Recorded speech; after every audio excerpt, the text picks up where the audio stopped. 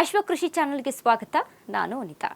ಮಲೆನಾಡ ಹೆಬ್ಬಾಗಿಲು ಶಿವಮೊಗ್ಗ ಜಿಲ್ಲೆಯನ್ನ ಒಂದು ಕಾಲದಲ್ಲಿ ಭತ್ತದ ಕನಜ ಎನ್ನುತ್ತಿದ್ರು. ಆದ್ರೀಗ ವಾಣಿಜ್ಯ ಬೆಳೆ ಅಡಿಕೆಯ ತಾಣವಾಗಿದೆ.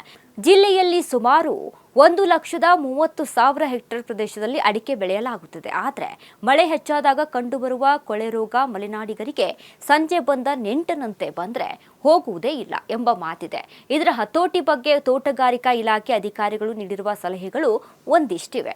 ಕೊಳೆ ರೋಗ ಬಂದ್ರೆ ಇಳುವರಿ ಕುಂಠಿತವಾಗುವ ಜೊತೆಗೆ ಅಡಿಕೆ ಮರಗಳು ಕ್ರಮೇಣ ನಿಶಕ್ತಗೊಂಡು ನಾಶವಾಗುತ್ತವೆ. 10 ವರ್ಷಗಳ ಕಾಲ ಸಾಕಿದ ಮರಗಳು ಕೊಳೆ ರೋಗಕ್ಕೆ ಬಲಿಯಾಗುತ್ತಿವೆ. ಈಗ ಕೊಳೆ ಜೊತೆಗೆ ಎಲೆ ಚುಕ್ಕೆ ರೋಗವು ರೈತರನ್ನ ಕಾಡುತ್ತಿದೆ. ಬೆಳೆಗಾರರು ಕೊಳೆ ರೋಗಕ್ಕೆ ಬೋಡೋ ದ್ರಾವಣ ಸಿಂಪಡಣೆ ಮಾಡಿ ಹೇಗೋ ನಿಯಂತ್ರಿಸಿಕೊಂಡಿದ್ದರು.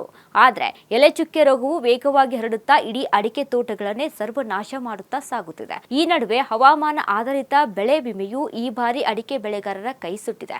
ರೈತರು ಬೆಳೆ ವಿಮೆಗಾಗಿ 23 ಕೋಟಿ ರೂಪಾಯಿ ಕಟ್ಟಿದ್ದಾರೆ. ಜೊತೆಗೆ ಕೇಂದ್ರ ಹಾಗೂ ರಾಜ್ಯ ಸರ್ಕಾರಗಳು ತಲಾ 52 ಕೋಟಿ ರೂಪಾಯಿ ಕಟ್ಟಿವೆ. ಆದರೆ ಈ ಬಾರಿ ಜಿಲ್ಲೆಯ ರೈತರಿಗೆ ಬಂದಿರುವುದು ಕೇವಲ 123 ಕೋಟಿ ರೂಪಾಯಿ ಮಾತ್ರ. ಇದರಿಂದ ರೈತರು ಬೆಳೆ ವಿಮೆಯನ್ನ ಪುನಃ ಪರಿಶೀಲಿಸಬೇಕೆಂದು ಆಗ್ರಹಿಸಿದ್ದಾರೆ. ಸರಿಯಾದ ನೀರು ನಿರ್ವಹಣೆಯೊಂದೇ ಮಾರ್ಗ. ಕೊಳೆ ಹಾಗೂ ಎಲೆಚುಕ್ಕೆ ರೋಗದ ನಿಯಂತ್ರಣದ ಕುರಿತು ಶಿವಮೊಗ್ಗ ಜಿಲ್ಲಾ ತೋಟಗಾರಿಕಾ ಇಲಾಖೆಯ ಜಂಟಿ ನಿರ್ದೇಶಕರಾದ ಎಬಿ ಸಂಜಯ್ ಮಾತನಾಡಿದ್ದಾರೆ. ಶಿವಮೊಗ್ಗ ಜಿಲ್ಲೆಯಲ್ಲಿ ಅಡಿಕೆ ಒಂದು ವಾಣಿಜ್ಯ ಬೆಳೆಯಾಗಿದೆ. 1,30,000 ಹೆಕ್ಟೇರ್ ಪ್ರದೇಶದಲ್ಲಿ ಅಡಿಕೆ ಬೆಳೆಯಲಾಗುತ್ತಿದೆ. 2025-26 ಸಾಲಿನಲ್ಲಿ ಅತಿ ಹೆಚ್ಚು ಮಳೆ ಬಿದ್ದ ಕಾರಣ ಜಿಲ್ಲೆಯಲ್ಲಿ 49,322 ಹೆಕ್ಟೇರ್ ಪ್ರದೇಶದಲ್ಲಿ ಅಡಿಕೆಗೆ ಕೊಳೆ ರೋಗ ತಗುಲಿದೆ. 253 ಕೋಟಿ ರೂಪಾಯಿ ನಷ್ಟ ಅಂದಾಜು ಮಾಡಿ ನಾವು ಕೇಂದ್ರ ಸರ್ಕಾರಕ್ಕೆ ವರದಿ ಕಳುಹಿಸಿದ್ದೇವೆ. ಅದೇ ರೀತಿ 37,124 ಹೆಕ್ಟೇರ್ ಪ್ರದೇಶದಲ್ಲಿ ಎಲೆಚುಕ್ಕೆ ರೋಗ ಕಂಡು ಬಂದಿದ್ದು ವರದಿಯನ್ನ ಕಳುಹಿಸಲಾಗಿದೆ ಎಂದರು. ಇನ್ನು ಕೊಳೆ ರೋಗ ನಿಯಂತ್ರಣ ಹೇಗೆ?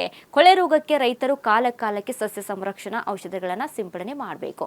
ನೀರು ಇಂಗಿಸುವುದು, ಸಮಯಕ್ಕೆ ಸರಿಯಾಗಿ ಪೋಷಕಾಂಶಗಳನ್ನು ನೀಡಬೇಕು. ಈ ರೀತಿ ಮಾಡುವುದರಿಂದ ಖಂಡಿತವಾಗಿಯೂ ಕೊಳೆ ರೋಗ ನಿರ್ವಹಣೆ ಮಾಡಬಹುದು. ಇದಕ್ಕಾಗಿ ಜಿಲ್ಲೆಯ ಎಲ್ಲಾ ತಾಲೂಕುಗಳಲ್ಲಿ ಜಾಗೃತಿ ಮಾಡಿದ್ದೇವೆ ಎಂದು ಕರಪತ್ರಗಳನ್ನು ಹಂಚಿ ಜಾಗೃತಿ ಮೂಡಿಸಲಾಗಿದೆ. ಇನ್ನು ಕೃಷಿ ವಿಜ್ಞಾನ ಕೇಂದ್ರಗಳೊಂದಿಗೆ, ವಿಜ್ಞಾನಿಗಳೊಂದಿಗೆ, ರೈತರೊಂದಿಗೆ ಸಂವಾದ ಮಾಡಿಸಿ ಅರಿವು ಮೂಡಿಸಲಾಗಿದೆ ಎಂದು ಜಿಲ್ಲಾ ತೋಟಗಾರಿಕಾ ಇಲಾಖೆಯ ಜಂಟಿ ನಿರ್ದೇಶಕರು ಹೇಳಿದರು. ಸರಿಯಾದ ಪ್ರಮಾಣದಲ್ಲಿ ನೀರು ಬಳಸಿ ಮಲೆನಾಡಿನ ಅಡಿಕೆ ಬೆಳೆಯುವ ಪ್ರದೇಶಗಳಲ್ಲಿ ಕೆಳದಿ ಶಿವಪ್ಪನಾಯಕ ಕೃಷಿ ಮತ್ತು ತೋಟಗಾರಿಕಾ ವಿವಿಯ ಜೊತೆಯಲ್ಲಿ ರಾಜ್ಯ ಸರ್ಕಾರದ 46 ಲಕ್ಷ ರೂಪಾಯಿ ವೆಚ್ಚದಲ್ಲಿ ಸಮೀಕ್ಷೆ ನಡೆಸಲಾಗಿದೆ.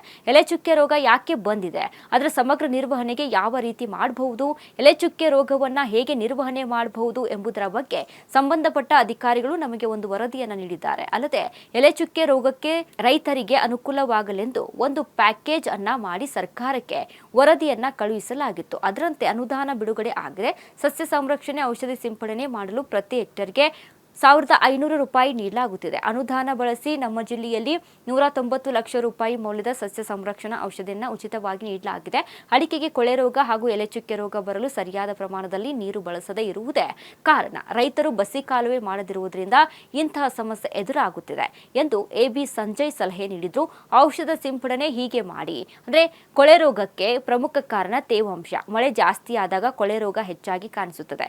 ಸರಿಯಾದ ಸಮಯಕ್ಕೆ ಸಸ್ಯ ಸಂರಕ್ಷಣಾ ಔಷಧಿ ಸಿಂಪಡಣೆ ಮಾಡಿದ್ರೆ ಕೊಳೆ ರೋಗವನ್ನ ಹತೋಟಿಯಲ್ಲಿ ಇಟ್ಕೊಳ್ಬಹುದು. ಪ್ರಮುಖವಾಗಿ ಅಡಿಕೆಗೆ 3 ಸಲ ಔಷಧ ಸಿಂಪಡಣೆ ಮಾಡಬೇಕಾಗುತ್ತೆ. ಅಂದ್ರೆ ಮಳೆಗಾಲಕ್ಕೂ ಮುನ್ನ, ಮೇ ತಿಂಗಳಲ್ಲಿ ಹಾಗೂ ಹಿಂಗಾರಿನ ಸಮಯದಲ್ಲಿ ಔಷಧ ಸಿಂಪಡಣೆ ಮಾಡಬಹುದು.